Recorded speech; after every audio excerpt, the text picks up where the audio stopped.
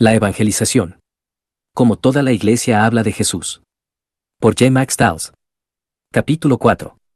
Evangelistas intencionales en una cultura de evangelización. Kelly, una joven de 16 años, viajó desde su país de origen, Brasil, a Portland, Oregón, para asistir a una escuela de secundaria como estudiante de intercambio. Connie y John, los padres americanos que la recibieron, eran agradables, personas simpáticas que asistían regularmente a una iglesia centrada en el Evangelio. Kelly era una buena estudiante y, al venir de un trasfondo japonés/diagonal brasileño, se sentía cómoda en medio de múltiples culturas, por lo que le fue fácil adaptarse a su escuela en Portland. Connie y John oraron por Kelly y la llevaron a la iglesia, pero Kelly parecía no estar interesada en la fe cristiana. No obstante, John y Connie se ganaron el aprecio de Kelly, así que, tras regresar a su país, siguieron en contacto. Connie oró por ella durante los siguientes años, por 5, 10 y hasta incluso 15 años. Recientemente nos pidieron a Leen y a mí que enseñáramos en la iglesia de John y Connie, Henson Baptist. Durante la comida después de la reunión, Connie se sentó al lado de Leen.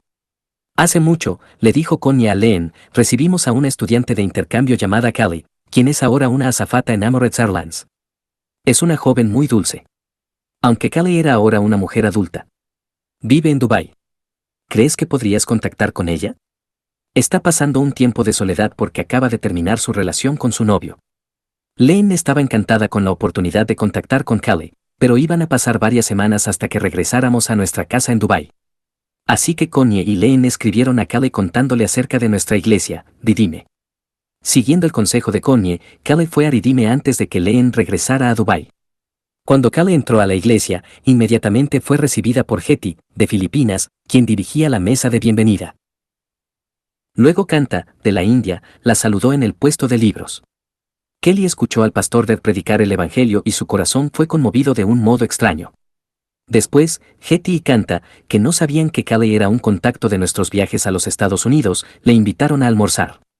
Cuando Kelly llegó a su casa, abrió el paquete de bienvenida que había recibido en la iglesia y encontró 2 libros, La vida crucéntrica de C.J. Mahaney y Two Ways to Live, una explicación del evangelio escrita por Philip Jansen y Tony Payne. Devoró ambos libros. Hetty y Kanta invitaron luego a Kelly a un estudio bíblico de grupo pequeño, donde fue calurosamente recibida. Cuando Leen regresó a Dubái, ella y Kelly fueron a comer. Kelly le compartió a Leen acerca de su vida y cuánto le había gustado la iglesia. Le dijo, quiero ser miembro. Entonces preguntó, ¿tengo que hacer algún pago por la membresía? Leen sonrió y le dijo, no hay ningún pago que tengas que hacer en nuestra iglesia. Pero hay algo muy importante que debes entender para ser miembro, lo que nosotros llamamos el Evangelio. Oh, háblame entonces de este Evangelio, dijo Kelly. Múltiples continentes, un par de iglesias, varias ciudades, muchos idiomas, numerosas etnias, diversas personalidades, años de oración, comunicación oral y escrita, 2 comidas, y un Evangelio. Cuando bauticé a Kelly en la piscina del hotel donde nuestra iglesia celebra los bautismos, no pude evitar llorar de gozo por todo lo que Dios había orquestado por una de sus hijas que se había perdido, Kelly. Kelly era la que menos sabía que Dios estuvo moviendo personas y eventos para traerla a sí mismo.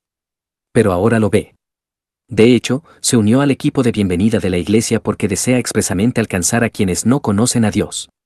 Recientemente, Kelly conoció a 2 azafatas de Brasil que visitaron la iglesia por primera vez.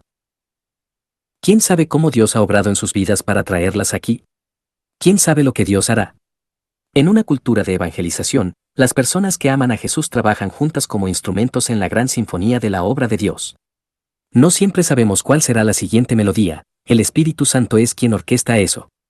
Pero si nos enfocamos en Él y en su dirección, llegamos a ser parte de su obra en la vida de las personas. Es muy fácil tocar para la audiencia y no para el director. Recuerda, el Señor es nuestro director. Sé intencional al evangelizar, sigue la guía de Cristo. Existen muchas maneras de distraerse y perder el tono de la sinfonía. Pero en una cultura de evangelización que va hacia la madurez, las personas confían en que Dios hará algo más grande de lo que pueden ver con sus ojos físicos. Diferentes partes, el mismo objetivo.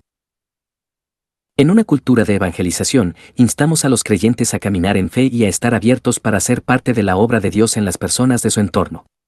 Como parte de este llamado, los miembros de la iglesia deben tener una perspectiva a largo plazo. Las personas alrededor de Kelly confiaron en que Dios obraría a través de ellos en su caminar con Cristo. Así que consideremos a las diversas personas que tuvieron parte en su historia y veamos lo que podemos aprender de estos ejemplos. Connie no dejó la amistad con el paso del tiempo, sino que oró y esperó la oportunidad. La oportunidad llegó, aunque después de 15 años. No te pienses que la gente es lo que parece. No lo creas ni por un segundo. Traemos palabras de vida a quienes están en desesperación y muerte, no importa cuál sea la apariencia externa. Por tanto, ora y permanece atento, tanto a nivel personal como colectivo. Kanta y Getty no se consideraban evangelistas, pero lo eran. Eran evangelistas amables y prudentes, que siempre tenían sus pies calzados con el apresto del Evangelio, Efesios 6:15. El pastor Dave predicó fielmente el Evangelio, como es su costumbre semana tras semana. Las personas de la congregación saben que cuando traen a sus amigos y familiares a la iglesia, estos oirán el Evangelio. Dave dice a menudo desde el púlpito, aquellos de ustedes que vengan hoy de otros trasfondos de fe, queremos que sepan lo contentos que estamos de que estén aquí. Les animamos a que hablen acerca del sermón conmigo, o con cualquiera de nuestros ancianos, o con aquellos que les invitaron a la iglesia. El grupo pequeño de estudio bíblico al cual Kelly asistió fue un lugar cálido y personal para estudiar las Escrituras. Len no desperdició la oportunidad que se le presentó. Hubiera sido fácil pensar que una relación de 15 años terminaría en el olvido y que no valía la pena invertir más tiempo en ella. Pero Len estaba equipada para compartir el Evangelio y responder a las preguntas. Nadie le dijo a Kelly que cruzara la línea. No hubo técnicas para ejercer presión. En un momento de la relación, al hablar Len con Kelly, se confirmó que Kelly entendía y se había comprometido con el Evangelio. Pero si le hubieras preguntado a Kelly quién le había dirigido a Cristo, seguramente se sentiría confusa con la pregunta. Podría haber respondido, el Espíritu Santo, o muchas personas. En una cultura de evangelización, la meta es que cada uno comparta, ore y aproveche las oportunidades que le lleguen. Podemos desafiar a las personas a venir a la fe, pero no hay instrucciones en el Nuevo Testamento sobre cómo hacer la oración del pecador. Confiamos en que Dios traerá a los pecadores al arrepentimiento. Nuestra responsabilidad es ser testigos fieles, juntos. ¿Cómo podemos ser parte de una cultura de evangelización vibrante como esta? ¿Cómo podemos llegar a ser evangelistas intencionales viviendo en culturas intencionales de evangelización? ¿Qué clase de plataformas debemos construir para estar preparados a la hora de compartir el Evangelio? Creo que hay 6. 1. Preparar nuestros corazones, mentes y pies. 2. Entender qué es vivir una vida moldeada por el Evangelio. 3. Hacer morir nuestras suposiciones. 4. Ver la evangelización como una disciplina. 5. Orar. 6. Cuando sea posible, proveer liderazgo en la evangelización. 1. Preparados para compartir, corazones, mentes y pies. En mi primer libro sobre la evangelización, Speaking of Jesus, dije que existen 3 áreas en las que necesitamos examinarnos en la evangelización. ¿Estamos motivados? ¿Estamos equipados? ¿Estamos dispuestos? Estas 3 preguntas nos ayudan a asegurarnos de que nuestros corazones, mentes y pies, respectivamente, están listos para compartir la fe. Por ejemplo, uno puede tener muchos amigos no creyentes y estar motivado para compartir, pero puede sentirse inseguro acerca del mensaje del Evangelio. Por otro lado, uno puede entender muy bien el Evangelio, pero no conocer a nadie que no sea creyente. O puede que una persona conozca el Evangelio y a muchos no creyentes, pero que sea indiferente a la realidad espiritual del juicio eterno que enfrentan aquellos amigos sin Cristo. Tras el paso de los años, al compartir tiempo con personas y mirarlas a través de la matriz de los motivados, equipados y dispuestos, he descubierto que hay 2 categorías principales de personas que se sienten bloqueadas al compartir su fe. La primera la forman aquellos que evitan compartir su fe por miedo. Hay muchas cosas por las que tienen temor: no saber qué decir, ser rechazados, ser vistos como tontos, o hacer sentir incómoda a la gente. En la segunda categoría están aquellos que están aislados de los no creyentes. Hay varias razones que explican este aislamiento. Tal vez se han retirado metiéndose en una subcultura cristiana cómoda, el estilo de vida de los no creyentes les parece ofensivo, o están, irónicamente, demasiado ocupados con el ministerio. Preguntarnos si estamos motivados, equipados y dispuestos nos ayuda a diagnosticar nuestro testimonio personal. Pero estos criterios también son útiles para diagnosticar nuestra cultura de evangelización. Tras haber hecho el diagnóstico, podemos buscar algunas curas. Corazones motivados en la iglesia. De la misma manera que examinamos nuestros corazones para ver si tenemos motivación personal, las iglesias deberían considerar su motivación colectiva. A continuación se presentan algunas preguntas que pueden ser útiles. 1. ¿Está cultivando nuestra iglesia compasión por aquellos que no conocen a Cristo? 2. ¿Necesitan nuestros miembros ser animados cuando los corazones de los no creyentes parecen estar tan endurecidos? 3.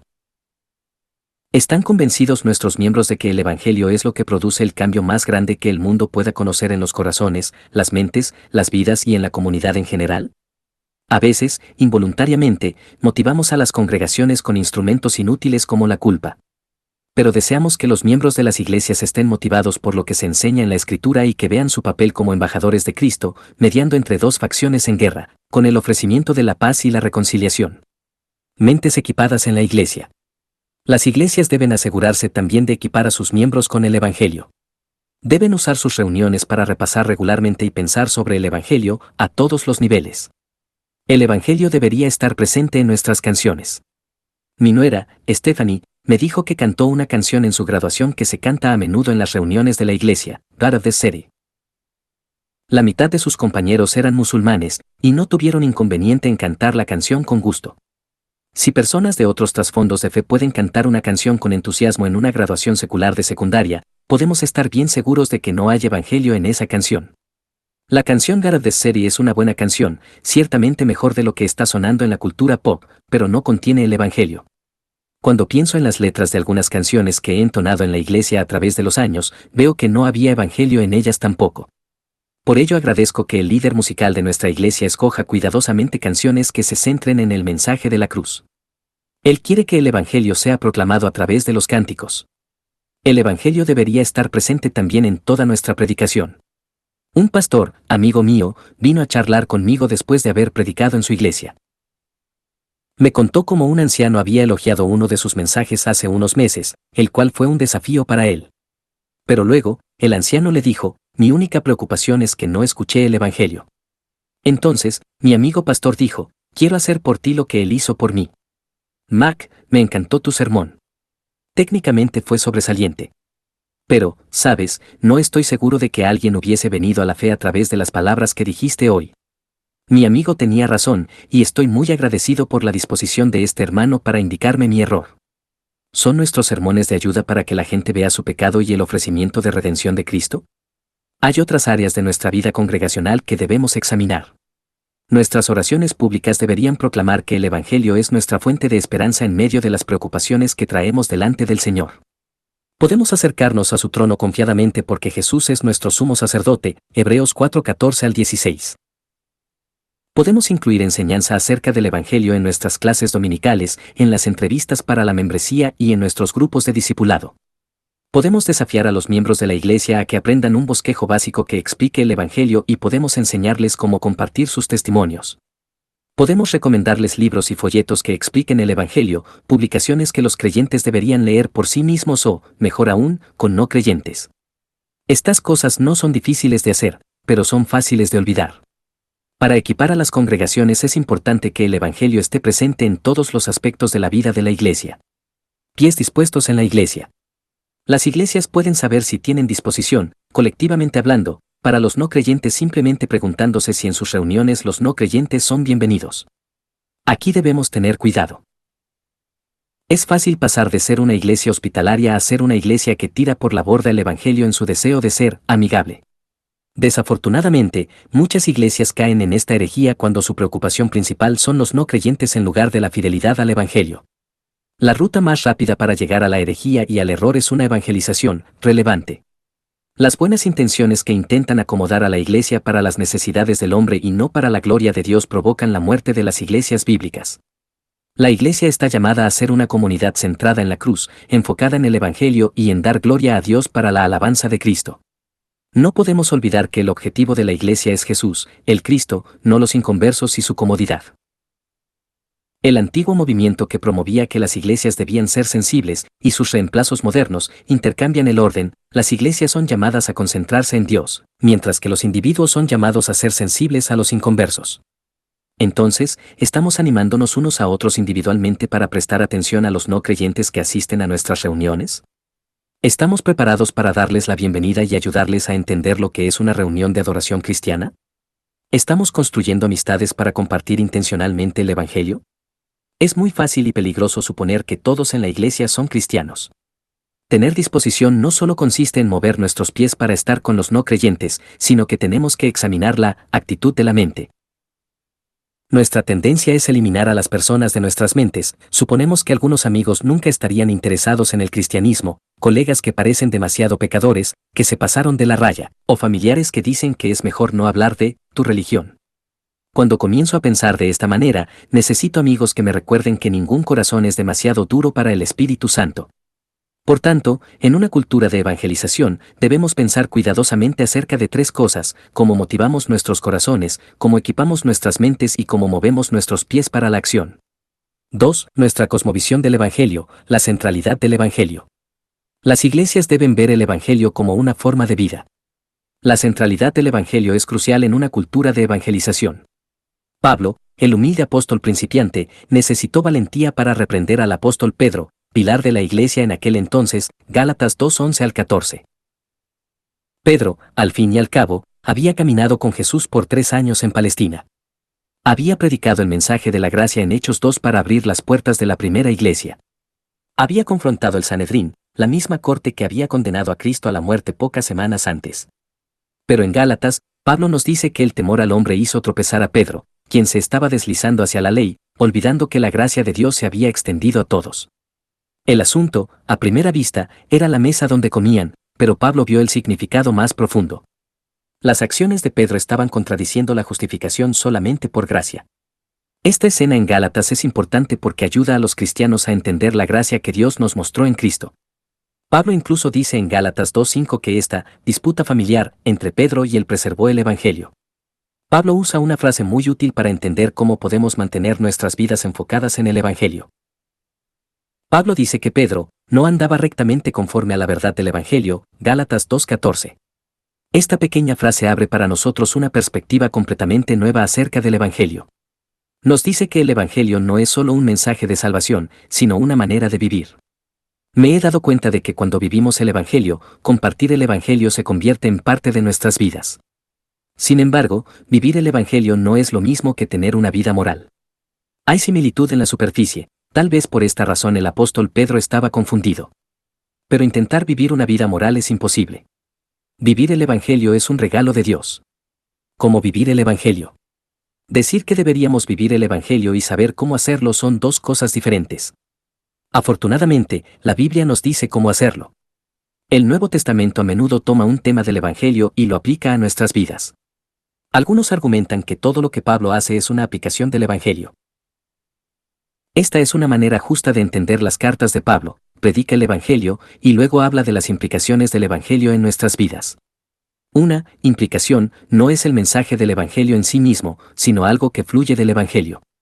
Por ejemplo, Pablo nos dice que perdonarnos unos a otros está unido al Evangelio, de la manera que Cristo os perdonó, así hacedlo vosotros, Colosenses 3:13. Nuestra manera de vivir está ligada al Evangelio, solamente que os comportéis como es digno del Evangelio de Cristo, Filipenses 1:27. Incluso la manera en que ocupamos posiciones de autoridad está directamente conectada con el Evangelio. Entonces Jesús, llamándolos, dijo: sabéis que los gobernantes de las naciones se enseñorean de ellas, y los que son grandes ejercen sobre ellas potestad. Mas entre vosotros no será así, sino que el que quiera hacerse grande entre vosotros será vuestro servidor, y el que quiera ser el primero entre vosotros será vuestro siervo, como el Hijo del Hombre no vino para ser servido, sino para servir, y para dar su vida en rescate por muchos. Mateo 20:25 al 28.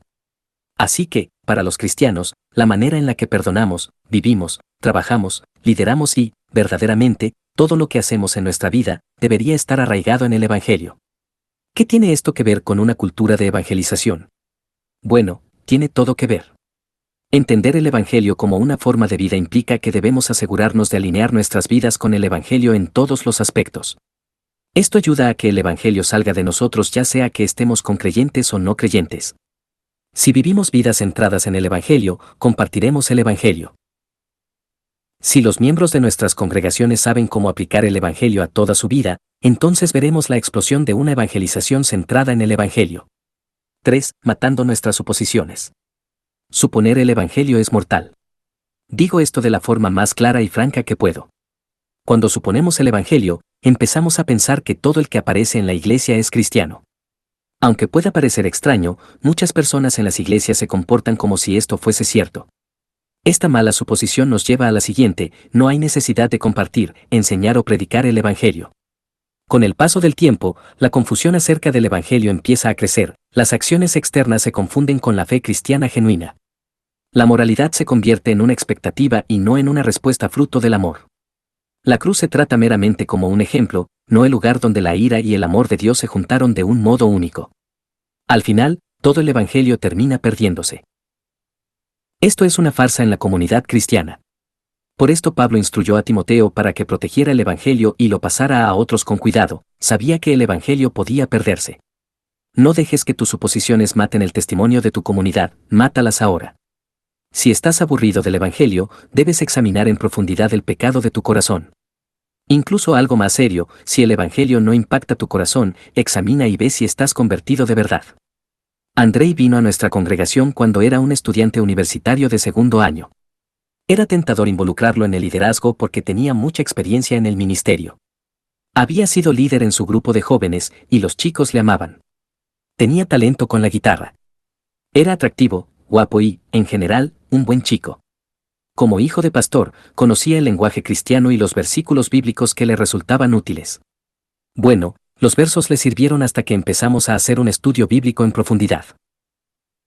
Estudiamos el libro de Marcos. Andrei estaba aburrido. Conocía todas las historias acerca de Jesús y cada sesión le parecía repetitiva. No obstante, empezó a tener un sentimiento incómodo e inquietante: el Espíritu Santo estaba obrando. Mientras leíamos Marcos 8, que narra cómo Jesús sanó a un hombre ciego al tocarlo por segunda vez, Andrei de repente se dio cuenta de que, aunque había escuchado de Jesús por muchos años, él no podía ver a Jesús. Así como el hombre ciego veía inicialmente hombres como árboles, caminando, versículo 24, y necesitó que Jesús le tocara por segunda vez, de la misma manera Andrei, quien había pasado mucho tiempo en una comunidad cristiana, no era un verdadero seguidor de Cristo. Andrei se arrepintió de su pecado, el pecado más perverso, el del corazón más duro, el pecado más difícil de arrancar, el pecado más condenado por Jesús, el orgullo espiritual y la arrogancia religiosa. La conversión de Andrei es una de las más milagrosas que he visto jamás, debido a que su vida pasada había parecido estar muy cerca de una verdadera vida cristiana. Sin embargo, cuando Andrei puso toda su fe y confianza en Jesús, el cambio fue evidente. Tenía claro lo que era el Evangelio. Sentía gozo donde antes solo había algo mecánico. Andrei ahora sabe lo que le sucedió. Pero piensa en lo que pudo haber pasado si la comunidad hubiera supuesto el Evangelio. Andrei habría sido colocado en posiciones de liderazgo. Aquellos que le rodeaban hubieran continuado suponiendo que Andrei era cristiano. Al no ser cristiano, habría estado enseñando a los niños y a los estudiantes de la iglesia. Lo peor de todo, Andrei habría estado perdido en su pecado incluso mientras la comunidad afirmaba su fe. Siempre habrá personas en nuestras iglesias que parezcan creyentes. Por esto es tan importante que sigamos compartiendo el Evangelio. Estos suelen ser los que insisten en lo aburrido y repetitivo que es hablar sobre el Evangelio. Hubo un tiempo en el que tales quejas me habrían tentado a hacer más divertidas nuestras reuniones de iglesia. Pero ahora, cuando alguien me dice que el Evangelio es aburrido o que tenemos que avanzar a enseñanzas más pertinentes, tomo esos comentarios como una alarma que me lleva a averiguar qué es lo que quiere decir esa persona. Hay muchos que simulan tener fe. Hay muchos más que han recibido una falsa seguridad de que son cristianos por cómo han sido criados, por haber participado en la iglesia o por haber tenido estándares morales altos. Sabiendo esto, ya no soy tentado a hacer acomodaciones. Seré directo otra vez: deja de suponer que todos los que participan en tus reuniones cristianas son cristianos. Supón que los no cristianos están ahí. Hace poco prediqué en la capilla del Southern Baptist Theological Seminary. Es un seminario que tiene un fuerte compromiso evangélico. Admiro profundamente a la administración y a la facultad. Confío en que sus estudiantes están comprometidos profundamente con el ministerio. No obstante, yo quería que el Evangelio quedara claro en mi charla, no solo para servir como ejemplo a los futuros pastores, sino que también para cualquier visita que estuviera presente. Francamente, he vivido bastante y he visto a muchos en el ministerio caer o venir a la fe, como para pensar que no podría haber algunos en el medio, seminaristas que no conocen verdaderamente a Cristo. ¿Qué podemos decir acerca de nuestros hijos? Muchos niños hacen la oración del pecador cuando tienen 5 años, pero he visto a muchos de ellos venir a Cristo cuando llegan a la universidad. Y he llorado con muchos padres cuyos hijos adultos están lejos de la fe incluso a pesar de haber actuado como cristianos cuando estaban creciendo. Sigue hablando a tus hijos sobre el Evangelio, tanto en casa como en la iglesia. Antes dijimos que el Evangelio debe verse claramente en todo lo que hacemos como comunidades de iglesia, para que los miembros estén equipados para compartir el Evangelio. Pero también debe verse claramente en todo lo que hacemos para que los no creyentes puedan venir a la fe en Cristo. Cantamos el Evangelio. Prestamos mucha atención a las letras para asegurarnos de que declaran verdades acerca de Jesús. Conozco a una mujer en nuestra iglesia que vino a la fe mientras entonaba una canción acerca de la obra redentora de Cristo. Oramos el Evangelio. Incluso cuando oramos antes de comer, podemos reconocer que, si bien estamos agradecidos por el sustento, estamos más agradecidos por el sustento que llega a nuestras almas a través del Evangelio. Predicamos el Evangelio. Ya hemos mencionado que los sermones necesitan el Evangelio y que debemos preguntarnos si alguien podría venir a la fe al escuchar el sermón.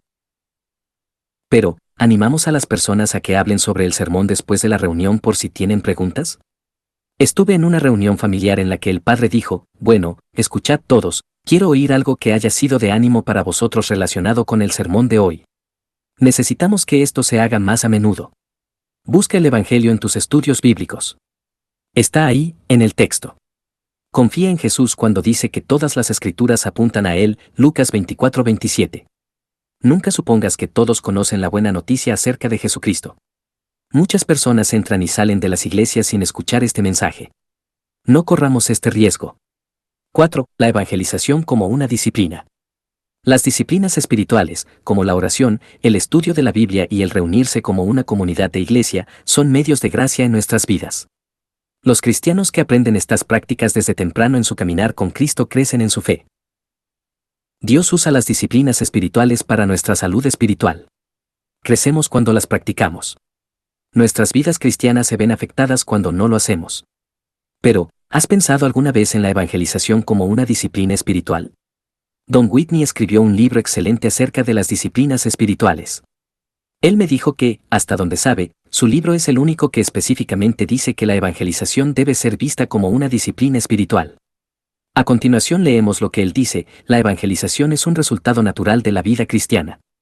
Todos deberíamos ser capaces de hablar sobre lo que el Señor ha hecho por nosotros y lo que Él significa para nosotros. Pero la evangelización es también una disciplina, porque debemos disciplinarnos para entrar en el contexto de la evangelización, esto es, no debemos simplemente esperar para que se den las oportunidades de testificar. Jesús dijo en Mateo 5:16, así alumbre vuestra luz delante de los hombres, para que vean vuestras buenas obras y glorifiquen a vuestro Padre que está en los cielos.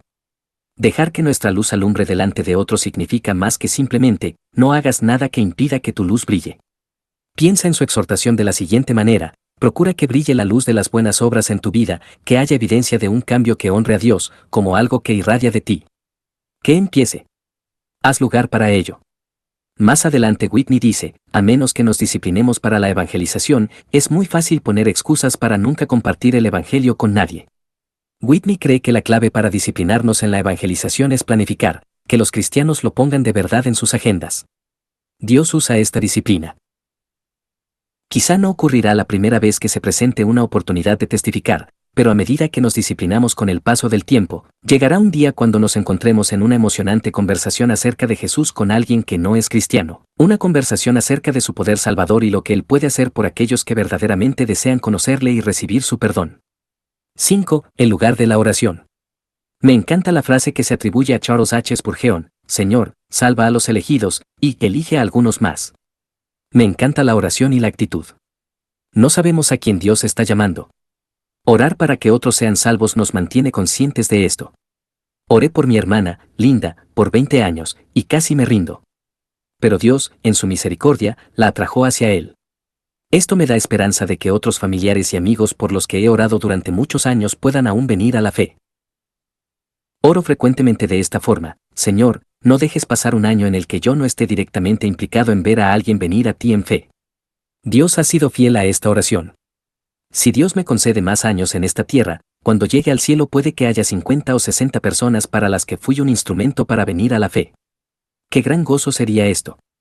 Convierte en una disciplina el orar regularmente por aquellos que no conocen a Cristo, para que vengan a Él. Ora en las reuniones de la iglesia, en los grupos pequeños, en las reuniones en casas, en los eventos especiales y como parte de tu tiempo devocional. Tengo un amigo que dice que intenta orar como lo hacían los puritanos, oraciones por las que Dios se sonrojaría si no las contestara. Deja que la gente que te rodea sepa que la salvación de los perdidos está en tu corazón ante Dios. 6. El liderazgo espiritual. Uno de los elementos clave en una cultura de evangelización es el liderazgo de la iglesia o de la comunidad cristiana. Si es importante que los miembros se involucren, es doblemente importante que los ancianos y los pastores lideren enseñando y siendo ejemplos en la evangelización. Dave, mi pastor, vive en un gran edificio de apartamentos que está cerca de un centro comercial. Llama por su nombre a los guardias de seguridad y al personal de mantenimiento.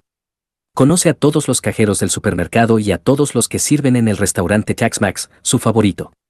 Frecuentemente va a cortarse el pelo, con el fin de construir una relación con su peluquero. Dave es un tipo amigable, pero tener una simple amistad no es su motivación principal en todos estos contactos.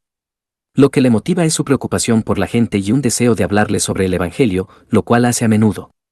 Asiduamente me presenta a personas de su edificio que vienen con él a la iglesia y le oyen predicar. Luego, ambos les hablamos sobre el Evangelio. Siempre termino esas conversaciones animado para seguir compartiendo mi fe. Aparte de enseñar y ser ejemplos, una de las cosas más importantes que los líderes pueden hacer es simplemente hablar acerca de la evangelización.